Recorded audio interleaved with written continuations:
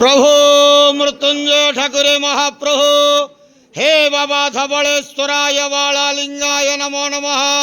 दीपम यदि परम ब्रह्म दीपम यदि जनार्दन दीपाहरत में पाप पूजा दीप नमस्तुते अहे धवलेश्वराय बालालिंगाय नमो नमः। संसार सुखी रखंतु।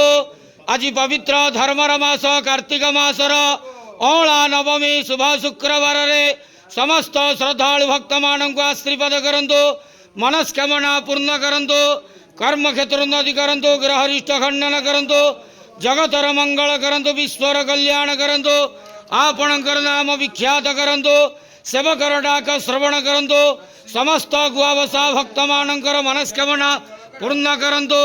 जो जो भक्त माने आपण पाखरे मानसिक रखिछंती तांका मानसिक पूर्ण करंतु। धवलेश्वराय बालालिंगाय नमो नमः। संसार सुखी रखंतु आनंद केवार हरि बोलो। आज अला नवमी शुभ शुक्रवार रे समस्त श्रद्धालु भक्त मानक आशीर्वाद करंतु आनंद केवार हरि बोलो।